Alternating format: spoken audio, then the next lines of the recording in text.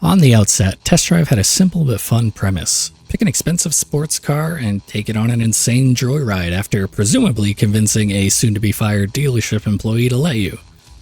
As the series gained popularity and developers changed, the main numbered Test Drive titles did away with the whole test driving a vehicle idea for the much less interesting standard racing game format of, well, just racing. Meanwhile, the Test Drive name was used for a bunch of different driving games, from the off-road series to a Demolition Derby game to localized versions of V-Rally 2 and Le Mans 24 Hours, and of course, eventually open-world driving games with the Unlimited series. There was even a planned motorcycle Test Drive title in the works at one point. Один, two,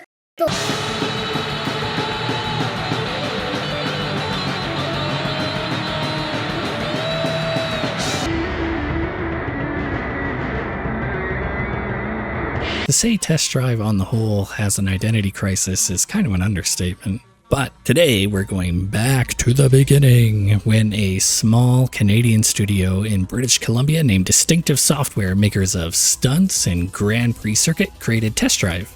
They made the game in 1987 for the Amiga, Atari ST, Commodore 64, DOS, and Apple II. I'm going to be checking out the Amiga version this time. Oh, that music. It actually sounds great for the time and was easily superior to most DOS machines around.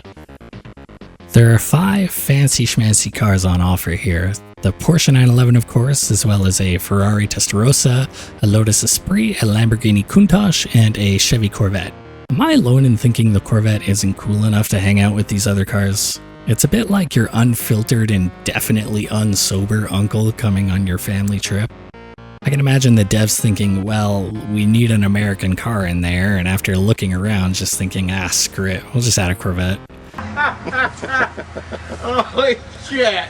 Anyway, I'm going with the Porsche. When the first stage loads in, it's like, wow. We start on a single carriageway on a mountain with a sheer, absolute drop on the one side and a steep rock face on the other, neither with any guardrails.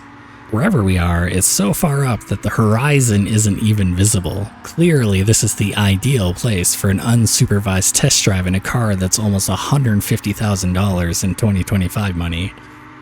It feels good to plant the pedal. The controls, although simple, still convey a feeling of weightiness that builds on a sense of speed overall. Although the simple environment can hurt that feeling at times for lack of contrast, with objects passing by and such. The funky device on the top left is a scanner. It's meant to warn the player of nearby police. As the red bar climbs, you're supposed to either choose to slow down or choose to go as fast as possible in an effort to avoid being spotted or caught. Fortunately, I'm going around 135 miles per hour, which is apparently too fast for the police to notice you or care. The first stage is easy peasy. Traffic is light, the turns are smooth, and no problem. You pull into gas stations between stages where the game gives you some stats and a nifty image, although I think Dawn's marketing gimmick is kind of crap. It's not gas on the go if I have to pull over. The devs give you a tip at the end of each stage. Okay. Stage 2, and we are on the mountain still. It starts off nice and easy again, but that's just to lull you into a false sense of security for these dicks. These 2 vehicles always appear here, and chances are you'll end up running into one of them on your first playthrough. This is where Test Drive lets you know that it's going to try to cheese you occasionally. After this, the turns start to get a bit sharper, forcing you to let off the gas or brake. Overall, still pretty easy. B's pit stop looks remarkably like Dawn's gas on the go. It's a little disappointing. I am a little disappointed. We've now been driving for around 3 minutes, but we've stopped for fuel twice. I'm not sure this Porsche is going to be a smart purchase given its fuel economy.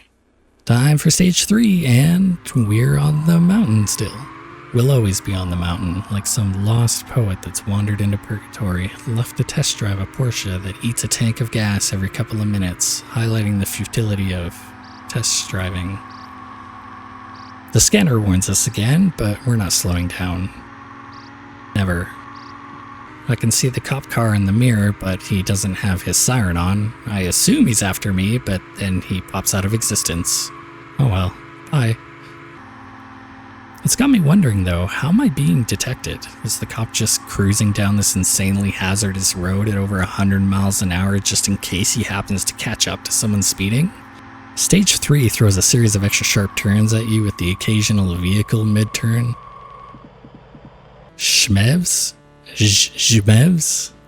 I don't know what this place is supposed to be, and I'm not convinced I'm actually buying fuel here, but since I've only got about 3 minutes on a full tank, I'll have to take my chances. Stage 4 starts with a long turn with an oncoming vehicle at the end. It's easy to lose a life to these vehicles, but it feels fair here.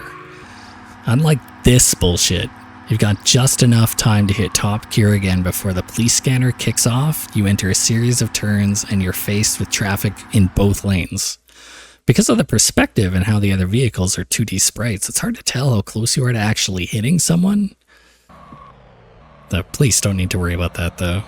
Since I had to slow down around that turn, the cop's able to catch up to me. He doesn't even bother to get out of his car. Harvey fan? Well, thanks for not arresting me on the spot, Officer Fan. I immediately start tearing through the next turns and almost get hit by a semi, but the cop's nowhere to be found. Apparently he easily outruns my 911 for some reason. After a quick series of sharp turns, it's time for more fuel. The game gives me shit at Mr. Tony's Fuel King for having a lower average speed this time, clearly advocating vehicular homicide over stopping for the police ahead of me. I respect it. Watch out for potholes. Okay. I'm not sure potholes actually do anything. Here's a pothole. Did I hit it? I don't know.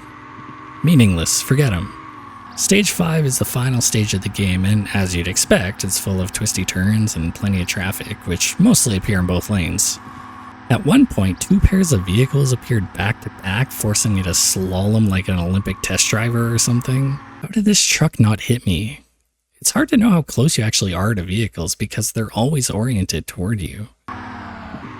A cop gets on my tail, and despite pushing the 911 as hard as I can, they pull me over. The police up here do not fuck around when it comes to speeding. Oh, hey, Officer Fan. Nice to see you again. I tear off again as usual, and yet another police car comes after me. Wait, Harley Fan? But Harley drove off ahead of me, and this car approached from behind. What? The final turn almost takes me out, getting sharper as it goes. I guess you can't collide with the signs. I go to pull into the dealership and find a sign in my way telling me to look in the glove box. The End Motors. Yeah, we've definitely got Purgatory vibes happening here. In the glove box is a note. This can only have been put in the glove box before I took the 911 off the lot, meaning they knew what I was up to and figured I'd succeed? There are buildings and streets behind me, but I pulled over on the side of the mountain highway. Space and time are chaotic in this world.